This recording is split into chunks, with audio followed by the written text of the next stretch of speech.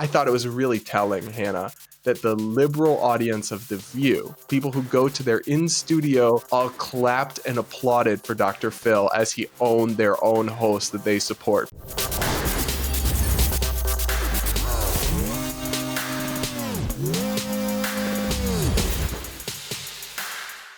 Hey guys, welcome back to the Base Politics Show this week with Hannah and Brad again. Per usual, we're both glad to be back after 2 weeks of one of us being out. This week up on the docket, we have monumental First Amendment cases going to the Supreme Court this week. We also have a New York Times writer getting in trouble for liking a sandwich, and Dr. Phil versus the ladies of The View. So let's jump in. Hannah, I don't know about you, but I did not have Dr. Phil cooking the ladies of The View in 4K on my 2024 bingo card. I didn't either. You know, Dr. Phil is sort of an enigma to me. I guess I don't really think of him as an overtly political person. So seeing this exchange, it sparked joy for me because I think of him more as like a normie, middle-of-the-road type person versus a right-wing crusader. But he brought up a really important point, and it's a point that many people on the left still don't want to acknowledge, especially people like the women on The View. And he really cornered them. So I think we need to roll a clip. And COVID hits 10 years later, and the same agencies that knew that are the agencies that shut down the schools for 2 years. Who does that? Who takes away the support system for these children? Who takes them away and shuts it down? And by the way, when they shut it down, they stopped the mandated reporters from being able to see children that were being abused and sexually molested, and in fact sent them home and abandoned them to their abusers with no way to watch, and referrals dropped 50 to 60%. So there was also a pandemic going on, and they were trying to save kids' lives. Remember, we know a lot of folks who died during this, so it wasn't, people weren't laying around eating bond, but, well, you know what, we're lucky. Maybe we're lucky they didn't, because we kept them out of the places that they could be sick, because no one wanted to believe we had an issue. Are you saying no school children died of COVID? I'm saying it was the safest group. They were the less vulnerable group, and they suffered and will suffer more from the mismanagement of COVID than they will from the exposure to COVID. And that's not an opinion, that's a fact. Well, Phil, we don't even have time to talk it out now, man. So I get what you're saying. Like, Dr. Phil's definitely not overtly political, although I think he started to like lean to the right a little bit in recent years. And people remember I actually met him and was on his show, and he liked me, which maybe belied his ideological migration a little bit. But anyway, he is somebody who's deeply concerned about psychology and social welfare and mental health and these things. And so it does make sense that he would be really opposed to the COVID era school closures. You know, I think most people can understand why schools were closed for a couple of weeks or maybe a month in like spring of 2020, right in March of 2020, when we barely knew what COVID was. But it's more so the closure of schools throughout the next year, and in some places, even the year after that part of the year, or hybrid or other things, that people now look back on and almost everyone can say was an absolute disaster. At least everybody who's honest and cares about these things and is looking at them fairly. But apparently the ladies of The View are still defending these school closures, saying, oh, we had to save the kids' lives, even though, I mean, we knew very early on that except in cases, rare cases where they had a serious underlying medical condition already, COVID posed almost no threat to young people. And it was mostly the elderly or people with pre-existing conditions who were at risk. And just like we had grocery stores and the people that worked at them were considered essential workers, I think schools are essential, both as a daycare and as education and for the health and well-being and safety of kids. And the fact that they were closed for so long in so many places, to me, is an absolute disgrace. But it was really mind-boggling to see liberals still cling to a defense of that, even after all these facts have come out and all these studies, and just everything seems to have undercut their position. I agree with you, Brad. I think there was 3 phases of this for me. There was a period of time where we genuinely did not know what was going on. Everybody was scared. Of course, people were naturally protective of their kids and wanted to do anything they could to protect them until they had a better understanding of what was going on. But as you mentioned, that was pretty early on in the whole response to this. By a month or two in, we really did know that it was mostly elderly people and those with pre-existing conditions who were really under threat from this. And that's how we should have proceeded. But that's not what happened. They continued to act like this was an equal threat to everybody in the population for months and months on end.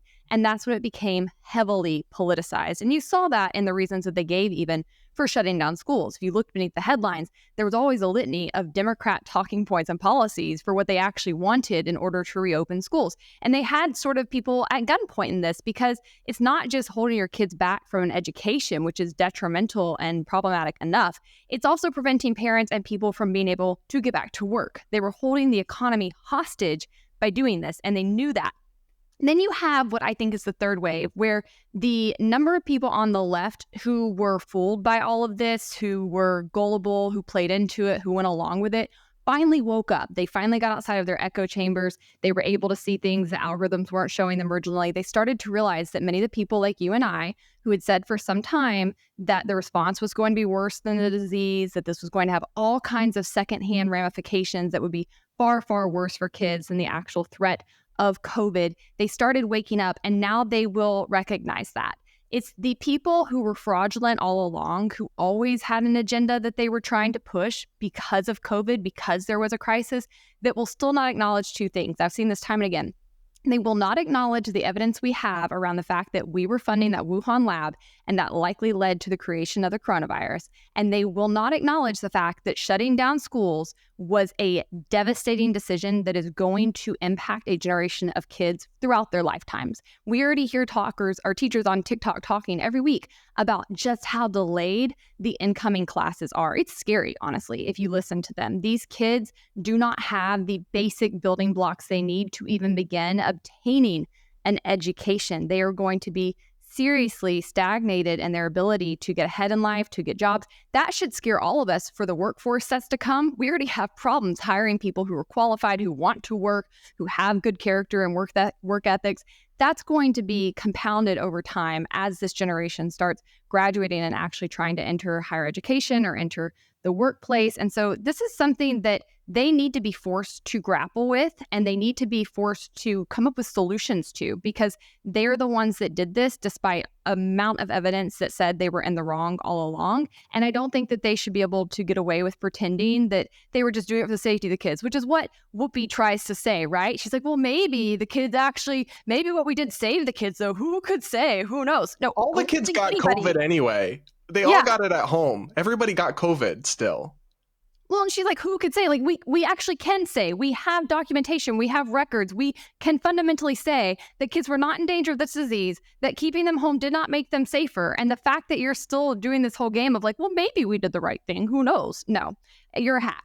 Yeah, it was really disturbing to see them kind of still clinging to this. And the other thing I'll say about it too is that we're unfortunately going to have a lifetime gap for the people that were most affected by this, the young people. So you're going to see, if you look at graphs of outcomes, 20, 30 years from now, a huge blip in 2020, where certain cohorts will have lower earnings over their lifetime, will have worse employment outcomes, will have worse social outcomes, will have delayed developmental skills, all of these things, probably higher rates of incarceration, just all these things. And it's going to be like, oh, yeah, that's the COVID generation that got screwed, that had their whole lives turned upside down for nearly 2 years over a virus that was never any real threat to almost any of them. And I think that's really, really unjust. It's essentially an act of intergenerational sacrifice in a failed and futile effort to shield elderly people from COVID, where, it still ended up spreading through all of society anyway, essentially. We sacrifice their education and their learning and their health and their well-being of the young generation, and there's going to be lifelong ramifications for that. And I think some people erred in good faith early on, and we should have grace for them. But some people really clung to this or exploited it for their own personal agenda. I mean, there were teachers' union chapters, like in Chicago, that were demanding that Congress pass universal health care before schools be reopened, and all sorts of unreasonable things. There were many other teachers' unions chapters that were demanding personal pay increases and other things before schools reopened. And it all only eventually, very slowly was reopened just because so many normal everyday people, including Democrats, were sick of it and fed up and were like, no, my kids have to go back to school. And it's a shame how long it went on and how some people still defend it. And I can't, I thought it was really telling, Hannah, that the liberal audience of The View, people who go to their in-studio New York City studio audience, all clapped and applauded for Dr. Phil as he owned their own host that they support, because even the wokest viewers of The View in New York City know that he was right. Yeah, it's kind of bone chilling when you think about it. It's a very sick society that sacrifices its youth for an elderly population that's on its way out. I mean, it really is something that I heard elderly people around me saying, like, we aren't asking for this. This is ridiculous. We've lived our lives. We're not afraid. Do not do this to our kids. And they went right on ahead and did it. And I really do think there is a lot of anger across the political spectrum on that issue. I think it's something that's not going away anytime soon, no matter which political party you're part of. You remember what they did. And one thing that I think you brought up early on, but I want to touch on again, is Dr. Phil's, overlap with mental health and how this impacts kids and their development in that arena as well. It's not just their academic attainment that this has stunted. It is going to hurt their soft skills, their relationship skills, their ability to grapple with crises and things that happen naturally throughout the course of one's life. They don't have those tools. They don't have that skill set. And this is something that I think could also emotionally and mentally set them back as well. So I was glad to hear him shut them down. I did think it was really funny that they just so happened to run out of time to debunk him at the end. We'll be acting like they had this plethora of reasons they could debate on. No, she was very lucky the time ran out on her. So, all right, guys, well, get ready to nerd out with me, because if there's one thing that I love in politics, it's a good litigation battle. And we've got one before the Supreme Court this week that I've been covering for about 2 years now, and involves two different bills, one out of Florida, one out of Texas, both trying to give the government the ability to dictate how social media runs their algorithms. I want to roll this clip from Fox's Maria Bartiromo discussing the merits of this case with one of the attorneys from NetChoice, which is the primary organization that sued over these two laws. Full disclosure, I do work with NetChoice as a consultant, so I'm very in the weeds on both of these bills. And we'll start with this clip, and then we'll kind of dig into the various legal issues around each of them. All right, the Supreme Court hearing arguments today in two landmark cases. They are expected to have a major impact on free speech and the internet. The cases involve states' power to hold social media platforms liable for political censorship and focus on Florida and Texas laws, which are aimed at addressing content moderation and alleged bias against conservatives. NetChoice, a tech industry group, is the lead plaintiff in both cases, challenging the Florida and Texas law. NetChoice argues that the law infringes on the platform's own First Amendment rights. Joining me right now is NetChoice Vice President and General Counsel and Professor of Internet Law at George Mason University Scalia Law School, Carl Szabo. Carl, thanks very much for being here. Break down both of these cases and talk about the impact that the Supreme Court decisions will have. Yeah, thanks for having me back. What we are literally seeing is what will determine who controls the internet. Will it be the American people, or will it be the government? And what we have seen out of the states of Florida and Texas is an effort to force websites and individuals to be subjected to content that they don't want to see, lawful but awful content, whether it's terrorist recruitment, child grooming, or other truly vile content. That is a violation of the First Amendment. It's compelled speech. And let's remember, conservatives are killing it on social media. We've seen the conversion of Twitter to X. We've seen Ted Cruz have more Twitter followers than the rest of the Democrats in the Senate Judiciary Committee. But handing power over to the government will be weaponized by the Biden administration, by the states of California and New York to censor conservatives. So, Brad, I'm going to break down exactly what both the Florida and Texas laws look like. But before we do that, I just want to point out that there are already some Republicans, notably people like Josh Hawley, trying to misconstrue what these cases are about. Look, there's a lot of hatred towards big tech on the right. Some of it I get, some of it I don't. But what I can't stand is when people are being disingenuous and misleading intentionally, and that's what he's doing on this case. I want you to read what he tried to claim these cases were about, as opposed to what we just listened to on Maria's show. So Josh Hawley tweeted, today at SCOTUS, the most powerful corporations in America, big tech, argued they can't be regulated by government or sued by citizens. Their arrogance is amazing. They pump out child porn night and day and claim total immunity. End their arrogance, give parents the right to sue. Wow, that's quite the assertion. Now, Patrick Hedger, who is a free market policy analyst who we are both friendly with, tweeted, the cases weren't about the right to sue over harmful content. In fact, they were about laws that would force the companies to leave up all legal, even if harmful posts. This means they may not be able to take down all pornography automatically, leading to more illegal images. Yeah, like he could not be more wrong about what the merits of this case are about. They have absolutely nothing to do with what he's saying here. And I've seen many Republicans trying to claim this. So I want to be crystal clear about what these laws say and why they actually violate the Constitution. So first, I want to go to Florida's law because it came first. And I've got some experts from an article that I wrote at the time that this came out, clarifying some of the basic parameters of what the bill does. I wrote, the Florida state legislature recently passed by an overwhelming majority in both of their Republican-controlled chambers a new law that imposes fines on social media corporations for deplatforming political candidates. Governor Ron DeSantis called for the legislation and was expected to sign it, which he did, making Florida the first state in the nation to enact such a policy. The Florida bill prohibits social media companies from permanently deleting or banning political candidates, but allows suspensions of up to 14 days. It still allows services to remove individual posts that violate its terms of services as well. If disobeyed, the state's Elections Commission would be directed to fine a company $250,000 per day for statewide candidates and $25,000 per day for all others. Wow. Additionally, the law requires the companies to provide information about removals and to apply their rules consistently. While Republican lawmakers have insisted this measure has nothing to do with former President Trump's removal from Twitter, many have connected the dots between the two events. So, Brad, I'll pause there just for your initial reaction to that.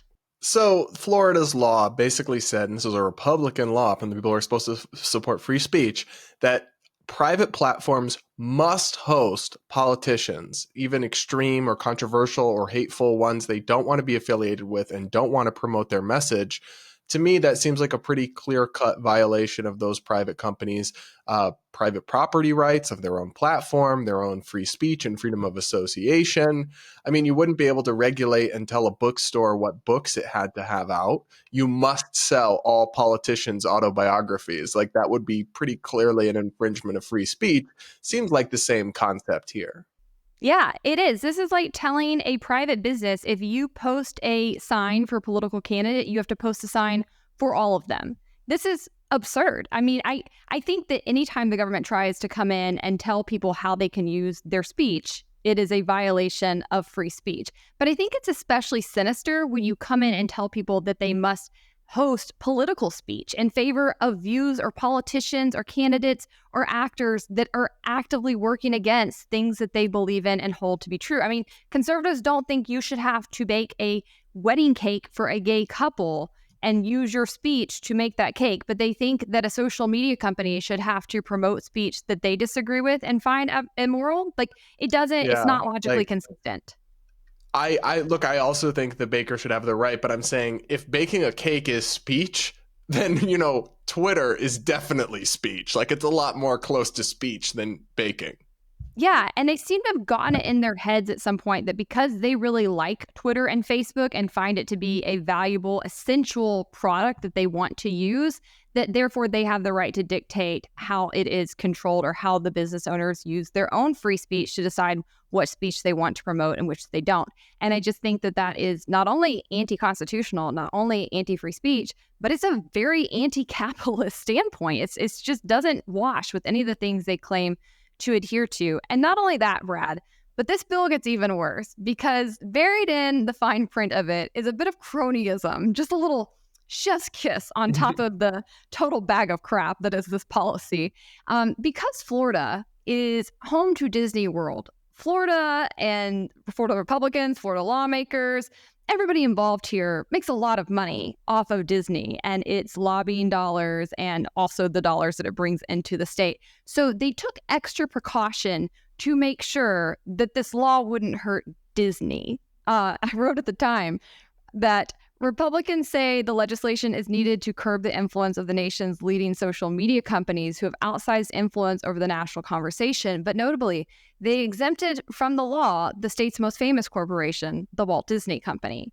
A provision in the bill gives an exemption to, quote, any information service system, internet search engine, or access software provider operated by a company that owns and operates a theme park or large entertainment complex. Like, I can't even with that. This is the part that really blew me when I first read it. I was like, you guys. If we need regulation on all companies to preserve democracy or whatever, what exactly is it about operating a theme park that would mean, well, they are fine, they're not doing anything? That seems really pretty blatantly crony to me.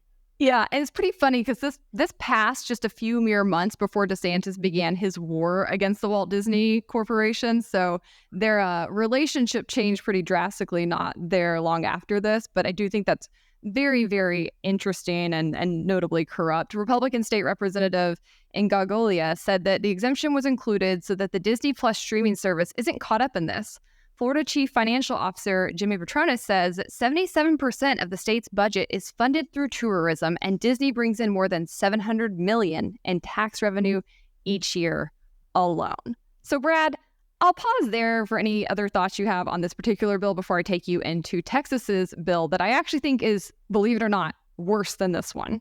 Well, then it must be pretty bad, because I would say that if they're sticking to the First Amendment, this Florida bill is not looking good for Florida Republicans, that this will survive the Supreme Court's scrutiny. I would hope not. So Texas saw what Florida did and basically said, hold our beer. Like, this is within a few months of Florida doing this. Florida had already been sued over this law when Texas Republicans passed their own version of this. And a court had already put an injunction on Florida's law as well, because the court was like, yeah, that does seem pretty unconstitutional. Probably better pause this for review. And Texas just goes running right on ahead. So, Brad, can you read for me these paragraphs describing Texas's own version of a social media law?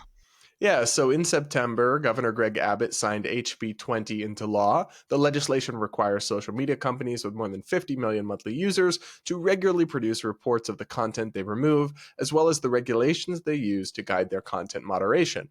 The bill also makes it illegal for platforms to remove users based on their political views, and it requires a complaint system to be in place. Essentially, this bill would make content moderation a legally sticky territory for the platforms. What constitutes a political view? What determines when a user is removed for the view rather than their behavior while expressing it? Ultimately, this bill removes the ability for private businesses to moderate their intellectual property. Yeah, and I noted in my original article on this, a press release from NetChoice at the time, which again went on to sue over this bill as well. They said HB 20 in Texas is even more unconstitutional than Florida's law and cannot withstand First Amendment scrutiny. The Constitution prohibits federal and state governments, not private actors, from restricting Americans' rights to free expression. So, Brad, these bills on their face are blatant violations of the First Amendment, of the 14th Amendment in Florida, and of Section 230. And I'll briefly explain why that is. As has been somewhat explained here, free speech is between an individual and the government. The government does not have the right to come in and tell you what to say or what not to say. Free speech is not in between you and another person, you and a private company, you being on another person's property. You don't have the right to say whatever you want, wherever you want, free of any consequences or negative side effects of that speech. That is what people are asking for with these kinds of bills. You would not think that you had the right to go in Target and start yelling Nazi slogans and not be kicked out of their store. You would not think that you had the right to go into Burger King and start posting flyers with your political views that would be damning to Burger King and not have them taken down and be promptly kicked out. But that is what these bills are essentially trying to do online. People, these business owners, have free speech. They have every right to say what content and what speech they want to have on their platforms, and what they don't. Period. End of story. When the government comes in and tries to tell them otherwise, that is a violation of their free speech rights, and it should not be allowed to stand. When the government of Florida comes in and says, we're going to do this for all these companies except this one, Disney, that's a violation of the 14th Amendment because laws have to apply to everyone equally. This kind of thing is corrupt and is also unconstitutional. And these laws often violate Section 230 as well. They're written quite broadly, but Section 230 is a very good law. I've written about this ad nauseum. I won't hear anybody speak ill of it. It just says free speech stands online. It says what everybody knows to be common sense in the real world, which is I cannot be sued because of something else somebody says, even if it's said on my property, period. I didn't say it. I didn't do it. If it occurs on my property, that's not my fault. I have the right to take it down. I have the right to ask them to leave, but I'm still not liable for what they say. These laws try to turn all of those premises on their head, and I think that it is horrific that it is Republicans who have brought them. Yeah, no, I agree. And I really do find the idea that the government can force platforms to not remove people for their political views totally inconsistent with the ideas of free speech and freedom of expression and freedom of association that people on the right say they believe in. I mean, what more basic exercise of freedom of association is there than saying, I don't want to spread or help you or be affiliated with your views because I find your views reprehensible. Also, like, think about taking that to its logical extremes. I mean, it is to say that Hitler was right and that the Nazis had it going well, and that would be a political view. I mean, how is that? So you can't remove somebody who says that? How can you have a working, functioning platform with any sort of content moderation? And I'm not somebody who wants heavy-handed content moderation. We've criticized a lot of the decisions these companies have made, but you can't have a absolute wild, wild west and then expect these platforms to be usable. Mm-hmm. Yeah, I think that's exactly right. And on top of all of this, no matter how critical you are of big tech, and you and I have been very critical of tech in many facets, giving the government control over tech is not going to fix those issues. What it is going to do is actually insulate the existing large tech companies because they can afford to pay these fines. They can afford to stay afloat even if they do get crosshaired over these laws. They can afford to sue the government over these laws, which, by the way, guys, takes a lot of money and power. It's very expensive to go up against the government.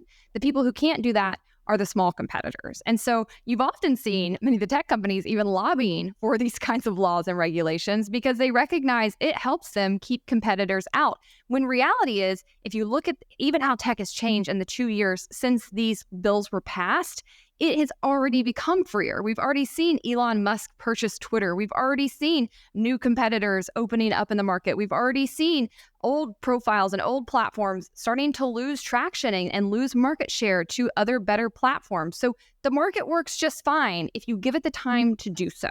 But instead of allowing that to happen and recognizing that sometimes freedom means you don't get everything you want and that there are some downsides, these Republicans have rushed in to try to fix a small problem maybe in the market with massive government overreach and essentially giving politicians the ability to run social media companies. And I think you have to be taking crazy pills if you think long term that's going to benefit conservatives. Yeah, I mean, give me a break. Give me a break. I want to roll this other clip from Maria's show. They went on to talk about this very real concern that people have where they say, you know, these companies are censoring us. They are working at the government's behest to censor information on their platforms. If not these laws, what can we do about that? So let's roll this clip and then we'll discuss that. But they're already controlling it, Carl. We know what happened during the COVID pandemic when government was working with Twitter and other social media companies to censor information. And we know that during the Russia collusion lie, same thing. They worked with Twitter and social media to stomp out anybody who said it was not true, the Russia collusion story. And during COVID, we weren't allowed to know half the stuff we know now about the vaccines. Why? Because the government had 1,000 people in different agencies working with Twitter to censor Americans' information. So they're doing it now.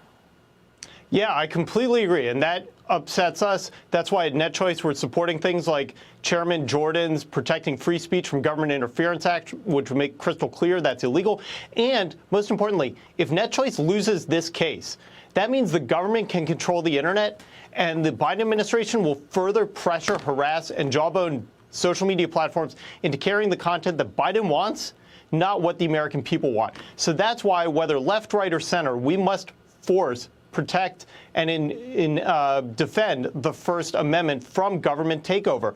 So while it may be Republicans in Texas and Florida that we like, it's Democrats in California, New York, and the White House that we don't like. So we need to make sure that these businesses are protected from any government control.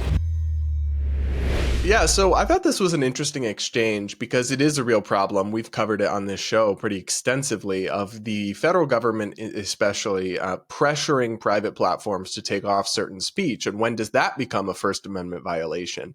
But this is not the solution. These Texas and Florida bills, a simple solution, as the person in this clip just articulated from NetChoice, and as we've talked about, is to pass laws that heavily restrict the ability of the government to request private companies to take down stuff that is legally protected speech. So obviously, I think we're all okay with the FBI contacting Facebook to remove, terrorist materials or child sexual abuse materials or other illegal things, but we don't want them saying like, hey, these posts are offensive, remove this, or this is questioning democracy, or this is COVID misinformation, remove this, wink, wink, or else. That is a threat to free speech, but we can address that with some firewalls and some restrictions on the government's behavior rather than on the big tech platforms' ability to moderate their own platforms. And there's some really good laws to do that, even at the federal level. I know Rand Paul has one in particular, and it's notable that people like Josh Hawley have not been championing those kinds of laws. The people who are most critical of tech have not been the ones actually spearheading initiatives to get the government under control. It is a very clear violation of free speech when the government tells social media companies how to moderate their content and often uses the FTC and antitrust as a threat to make them comply and do that. There needs to be Republicans standing up against the FTC, standing up against antitrust, standing up against these actors within government who are operating this way and passing laws that actually have some teeth in them. Because while it's unconstitutional, I don't think many people would debate that. Unfortunately, we don't have enough actual ramifications baked into our Constitution to deal with these kinds of people when it does occur. So there are so many things that they could be doing if this was their actual concern. I don't see the vast majority of them doing it. Instead, their solution to government trying to censor people on social media is to give government total control of social media. That's asinine. That makes absolutely no sense. I mean, you have to be a fraud to think that's not what they're trying to do. Like, that's not a genuine action. That it cannot be your end goal if this is the legislation you're pushing. This is about control, and that's the end of the line. And speaking of that, there are many people who are openly saying that. They're openly saying that government should get to run social media like a utility. I want to run this last clip from Maria where she addressed this, but this is becoming a very big talking point on the right, and I think that it is seriously scary. So the Journal is out with an op-ed this morning called Big Tech Censorship Goes to the Supreme Court. The editorial board writes this: the overriding problems is that extending common carrier regulation to social media platforms invites more government control of speech. So do Florida and Texas want Federal Trade Commission Chair Lina Khan dictating what can and can't be said online? Carl, I think this is the point you're making. Yeah, exactly right. Ultimately, the government will determine what content is appropriate. And that's the type of stuff you see in China, not in the free states of the United States of America. And so we need to make sure that it is private businesses. And the good news is the market is solving the problem. Twitter switched to X. Rumble, Truth Social have come online as alternatives for conservative speech. And people are voting with their feet. Much like how people are moving from California to Florida, conservatives are moving from Facebook to Rumble to Truth Social. Yeah, it's a great point that you make. At least we've got more options today. Carl will be watching these cases. Thank you. So, Brad, I have a lot of issues with people who are trying to push this idea that social media companies should be totally co-opted and made into common carriers and treated the same way under federal law. There is all the difference in the world between the services that they provide and your phone company. When you pick up a phone to call your mom, to call your sister, that is not you broadcasting your views to the rest of the world. And I want to go again to Patrick, who's with the Taxpayer Protection Alliance. He said that common carriage law is not well defined as a legal term, but regardless, comparing websites to telegraphs and telephones, practically speaking, is so disingenuous. When I click post in a moment, thousands, millions, hopefully even, will see this, not how telegraphs and phones work. This is comparing apples to oranges. Well, yeah, and there's a couple other reasons. The reason that phone companies, for example, are often regulated as common carriers is because the landlines traditionally, there was only one company ran phone lines throughout your town, because the way a natural monopoly is structured is that the economies of scale with how much it would cost for multiple companies to put up telephone poles right side by side on every street makes it inefficient to have more than one. So you end up with one. And then when there's only one, you have sort of an equal access regulation applied as the logic. It's really not directly comparable to social media, because if my goal is to exchange ideas or write or publish or watch videos or create or publish videos, there's not just one option. There's Facebook, there's Twitter, there's Instagram, which is owned by Facebook, but operated pretty independently. There's YouTube, there's Reddit, there's Rumble, there's more I'm not thinking of off the top of my head. There's Parler and Truth Social and these new startups. So there really are so many different options that to say it's similar to something where there's only one option, so if people can't access it, they're pretty screwed, it's just really not apples to apples. Yep, I agree entirely. And I also think people who are advocating this probably have no idea the problems we have behind the scenes with utility companies in states and the problems that come along with government granting monopolies in the first place to people and continuing to enshrine them. So that's the last thing I want to see. I want to see more innovation in our tech sector. I want to see more competitors. We are still so early on in the dawn of social media, if you really think about it. Like, we are the people back with those big block phones when cell phones first came out. That's us right now with our social media. There's no telling where this goes from here, but I do know that if government gets involved and starts regulating it and basically owning it, that it stops here. We won't see too much progression from that point on. So I don't think that it's an excusable talking point to be continuing to try to push this idea that that's a somehow utopian end goal. I want to go now to how it seems the Supreme Court is responding to the arguments that it heard beginning Monday of this week. It's been interesting, Brad. I think you saw some of this as well, but I will say this so far, the chips are not falling exactly where you would expect them to with these 9 Supreme Court justices. I want to start by reading a little bit of the exchange that took place yesterday between Florida Solicitor General Henry Whitaker, who is arguing on behalf of Florida social media law, and Paul Clement, the attorney who is arguing against it in favor of the tech trade groups. Can you read us these paragraphs? At Monday's argument, Florida Solicitor General Henry Whitaker emphasized that social media platforms are simply in the business of transmitting their users' speech and do not have a First Amendment right to apply their censorship policies in an inconsistent manner and to censor and deplatform certain users. Representing the trade groups, Paul Clement countered that given the vast amount of material on the internet in general and on these websites in particular, exercising editorial discretion is absolutely necessary to make the websites useful for users and advertisers. U.S. Solicitor General Elizabeth Prelogar agreed with Clement, telling the justices that, like newspaper editors and parade sponsors, social media platforms are protected by the First Amendment. And although that does not mean that social media companies are immune from government regulation, she continued, these state laws which restrict the speech of the platforms to enhance the relative voice of certain users don't withstand constitutional scrutiny. Justice Elena Kagan was one of the several justices to question the constitutionality of the Texas and Florida laws, especially as they would apply to large social media platforms like Facebook, YouTube, and X, formerly known as Twitter. Why, she asked Whitaker, isn't this a classic First Amendment violation when the state is preventing the platforms from making their own editorial judgments? Whitaker pushed back, arguing that the platform's moderation of the content on their sites is not speech protected by the First Amendment at all. Ugh. It's already so interesting to me. It really is. And the arguments made. Guys, if you have time to stream some of these hearings, I really do encourage you to, because you'll hear, it's like being a fly on the wall. There's so many interesting things that are said. And I was really surprised in listening yesterday how much Justice Kavanaugh shined. This report goes on to note Justice Brett Kavanaugh also appeared unconvinced. He noted that the First Amendment protected against the suppression of speech by the government, an observation echoed by Chief Justice John Roberts, and that the Supreme Court has a line of cases, quote, which emphasize editorial control as being fundamentally protected by the First Amendment, which of course it is. Blows my mind that there are Supreme Court justices that would not agree on that basic building block of legal law. But anyways, Justice Amy Coney Barrett seemed to agree with Kavanaugh that it all turns on whether the social media platforms are exercising editorial control when they remove or deprioritize content.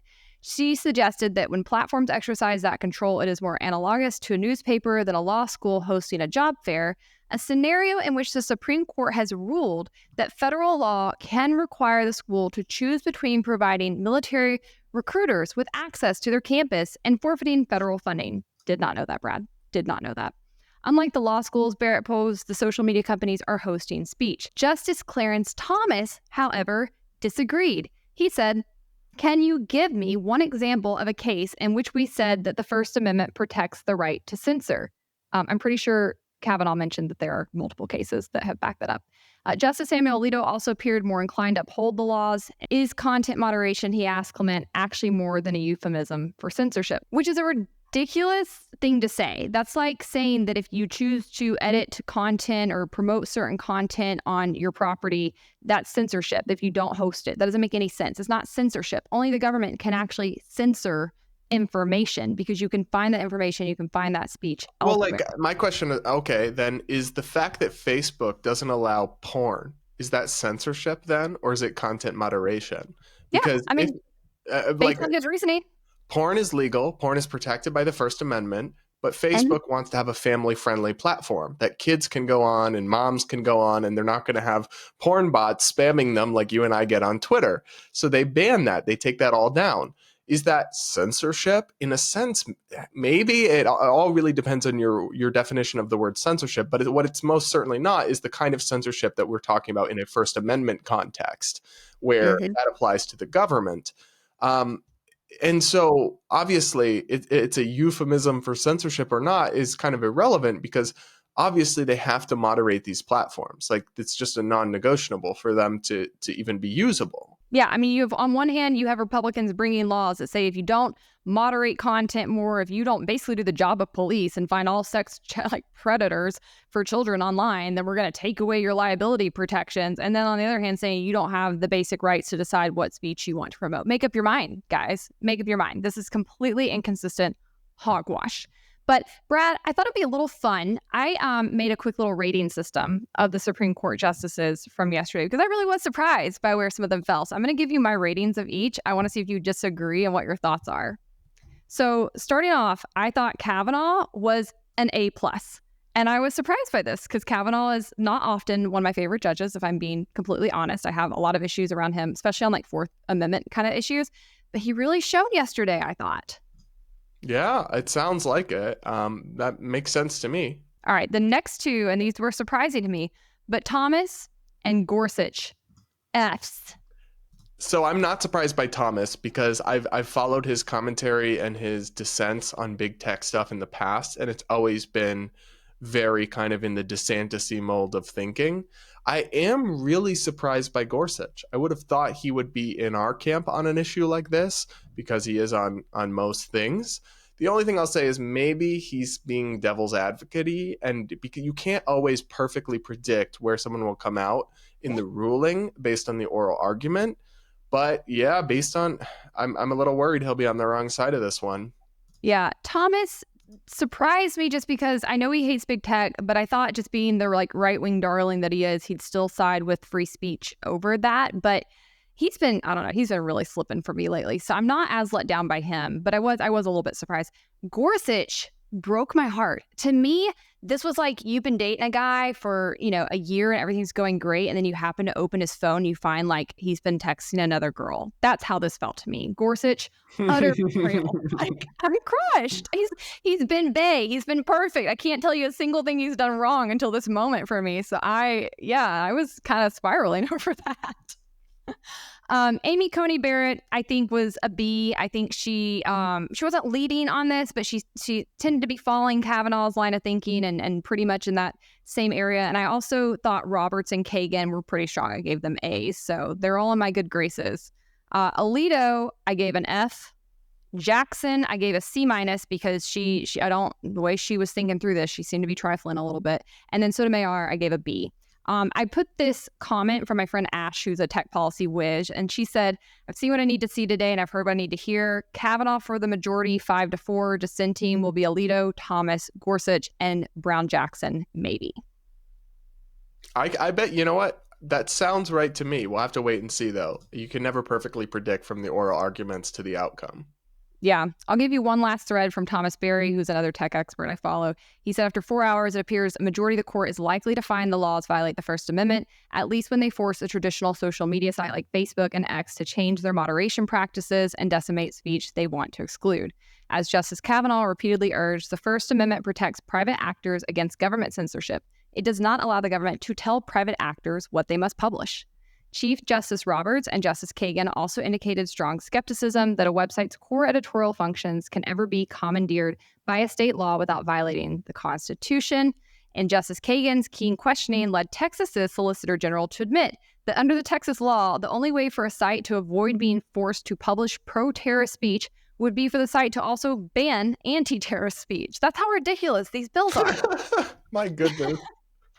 Among the 9 justices, only Justice Thomas and Alito seem potentially sympathetic to the argument that the laws might be fully compatible with the First Amendment. What is less clear is how the court will resolve the case. Justice Jackson and others raised concerns about whether they knew enough about the full sweep of the laws, especially Florida's, to make an informed judgment as to whether some applications might be constitutional. It appears that many options are on the table, including potentially a request to the state courts to lend greater clarity on the scope of the laws. And I thought this was interesting. Florida's law, they thought was really, really broad, and the judges were concerned that in ruling like carte blanche against it, it would basically preclude them from ever weighing in on social media laws in Florida, because they didn't actually limit in the language of their bill the parameters to social media, like really sloppy law writing. So there's concerns of like, does this also apply to Google or like somebody's email? And Texas's law did a better job of that. But I think that did leave some confusion, just to be totally fair for them. Thomas closed by saying, no matter what procedural resolution the court chooses, the good news is that the court seems unlikely to endorse the state's sweeping and dangerous arguments that a government may tell websites what to publish without inflicting any First Amendment injury. Yeah, well, we'll have to wait and see how it all turns out. Yeah, it probably will be summer before we get a final judgment. So we'll keep you guys updated, but definitely follow along as this proceeds. It's really important, and it will have major implications on how the internet moves forward. All right, up next, Hannah. The New York Times is even further gone than we thought in terms of being captured by woke insanity, because a new piece blowing the lid off the inside scoop of what happens behind the scenes at the Times from writer Adam Rubinstein, who worked there and then was pushed out of the company in the brouhaha that happened after the Tom Cotton infamous op-ed that was published. He has just published a piece in The Atlantic describing what it was like working at the New York Times as a conservative, and it contains one of the craziest, hilarious, insane anecdotes I've ever heard. Hannah, can you do a dramatic reading of this for us? He says, on one of my first days at the New York Times, I went to an orientation with more than a dozen other hires. We had to do an icebreaker, pick a Starburst out of a jar, and then answer a question. This already sounds like elementary school. My Starburst was pink, I believe, and so I had to answer the pink prompt, which had me respond with my favorite sandwich. Russ and Daughter's Super Heapster came to mind, but I figured mentioning a $19 sandwich wasn't a great way to win new friends. So I blurted out the spicy chicken sandwich from Chick-fil-A and considered the ice broken. The HR representative leading the orientation chided me. We don't do that here. They hate gay people. People started snapping their fingers in acclamation. I hadn't been thinking about the fact that Chick-fil-A was a transgressive in liberal circles for its chairman's opposition to gay marriage. Not the politics, the chicken, I quickly said, but it was too late. I sat down, ashamed. I mean, everyone. So what's funny to me is that some people are trying to claim that this story is fake. It couldn't possibly be real. But anybody who's spent time in woke institutions captured by young, very online progressives knows that the scenario described here is really not hard to believe at all. No, I think it's funny that he thought a $19 sandwich in New York City would be like a turnoff to the mostly elite people who work in journalism at the New York Times versus like the chicken sandwich from Chick-fil-A. One, I'm curious where he even got it because I didn't even think New York had Chick-fil-A. I thought they had like banned it or something. No, they have it. But Brad, this made me laugh. They do have it now? Okay. Yeah, they have Chick-fil-A. This made me laugh though because I observed a situation. It wasn't my situation, but when I was in my early college days, one of my best friends from high school who I did musical theater with did an MTV reality show, and she won. And because she won, she got to play Elle Woods on Broadway in the production of Legally Blonde. And she was probably only in that role for like 8 months. I think the show was struggling. It was going down anyways when they like did this MTV thing to try to like boost interest in it. So she was there for a few months and it was a huge break. Nobody in the history of ever has gotten to walk onto Broadway and play a lead role. Like that is something most people spend years climbing to try to achieve. So massive break for her, but it shut down. And then she did a few more like off-Broadway shows. And then after like a year, she like went back home. So anyways, she was back in South Carolina when this actually went down. And this was before Instagram and TikTok and all the social media we have today. I think there was just like Facebook and Twitter, but she had amassed like somewhat of a following on those two platforms because of her time on the show.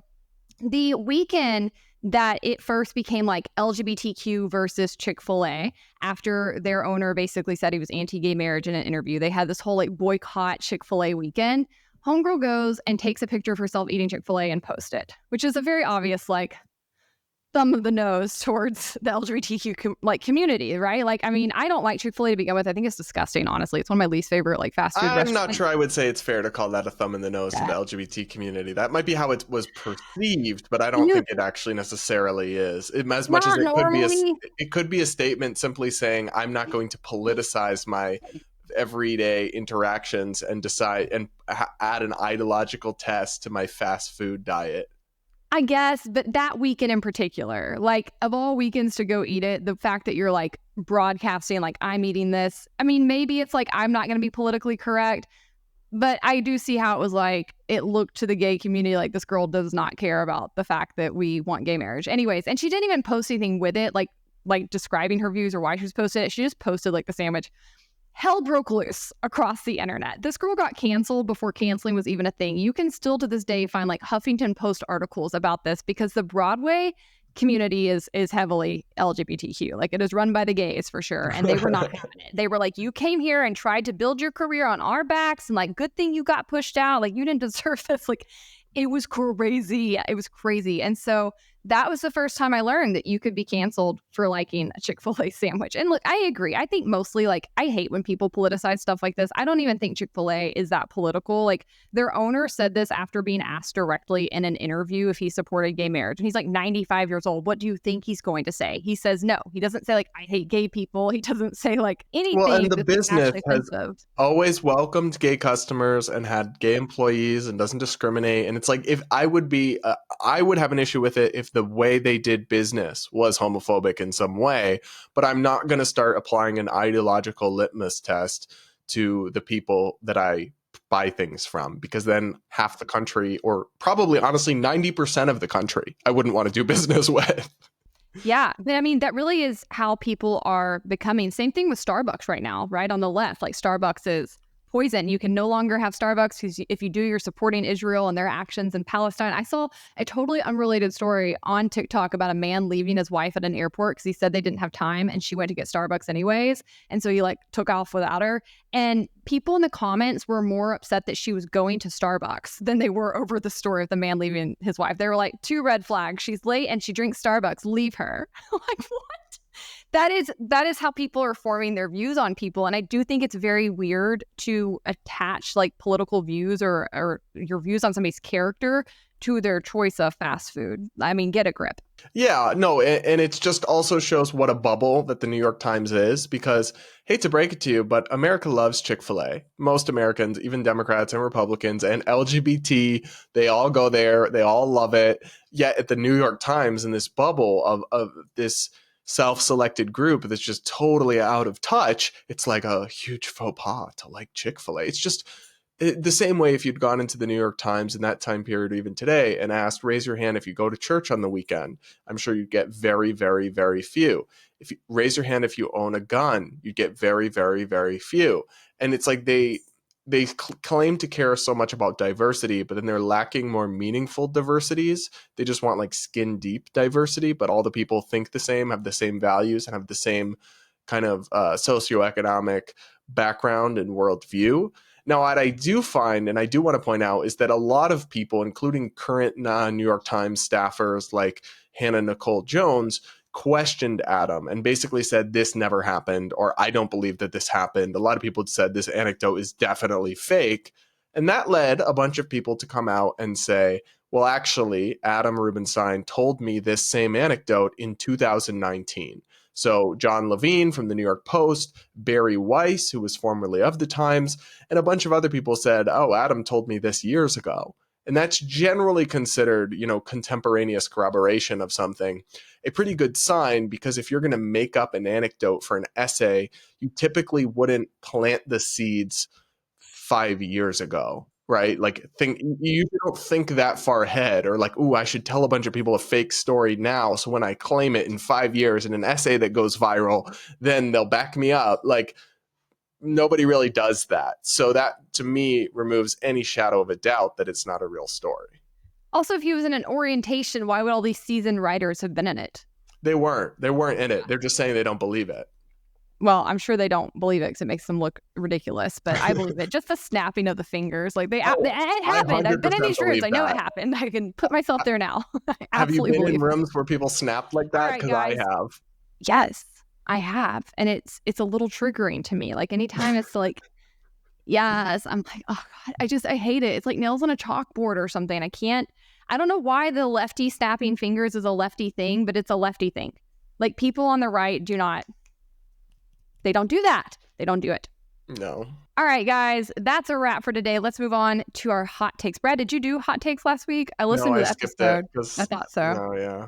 Yeah, I skipped it too. It felt wrong without you. So I'll let you go first. Okay, my hot take is that tea is making a comeback, and I'm into tea again. I haven't been drinking tea for a while, but now I'm trying to cut back on the caffeine slightly.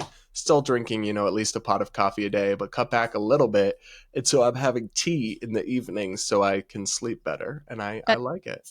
Not sweet tea. No, not sweet tea. What do I look like, a Southerner? Yeah, I knew you'd hate it. After you said that as a hot take a few weeks ago, I was in South Carolina for my dad's anniversary celebration at the church, and I had their sweet tea, and it was so sweet. It hurt. Tastes like diabetes, huh? Yeah, it was pretty bad. So my hot take is that yoga teachers are not spiritual advisors, and I never want their little sermons that they try to do at the beginning or end of class. I understand that for some people, yoga is a religious practice, and if you are doing it for that reason, you're probably going to religious centers to do that. I'm not coming to a religious center to do yoga. I'm going to core power yoga, where we're doing yoga sculpt and they're playing Britney Spears and we're using weights. I'm doing a total perverted version of yoga, right? This is purely to work out. I understand that if you are a yoga teacher, you probably have some hippy dippy Eastern views, and that's fine. More power to you. Everybody can believe what they want. But I don't get spiritual advice from people who've taken a 200-hour course to teach me how to stretch. I don't need your views on my spirituality. I don't need your views on my mental health. I don't need it. And increasingly, when I go to do my hard workout and I go into Shavasana and I'm laying there and I'm relaxed, they bring me out of it. Instead of just giving me a cold lavender scented towel, which is all I want at the end of this, they give me a sermon based on their hippy dippy views on life. And I'm like, oh my gosh, nobody asked for this, nobody. And sometimes they'll get offended if you start wrapping up beforehand. I'm never rude, but I'm just I'm going to start getting my stuff together because I don't need this. And I got to go. I have stuff to do. And they'll get kind of offended over that. And it's absurd. I don't know why they think that they're in some kind of ministerial position where people want their advice on life. I'm not trying to be mean. No shade to people who are fitness instructors, but that's not where I'm getting my spiritual or life guidance. It's just not. So please stop. Just teach the class. Make sure I don't hurt myself doing some kind of stretch, and wrap it up and give me a cold lavender towel at the end. Everybody in Nashville, any yoga studio you went to, you got a cold lavender towel at the end, and it made it all worth it. Nobody in Atlanta, not a single studio I've been to, gives a cold towel, and it's ridiculous. Mm-hmm. All right. Yeah. Tell them how you really feel, Hannah. yeah, I'm kind of fired up about it. I've been working out again a lot more lately. I'm trying to get back in shape for my summer bod, so impacting me more than usual. All right, guys, that's a wrap. Don't forget to share the episode around, subscribe to the channel if you haven't yet, give us a comment, let us know your thoughts, and until next week, stay based.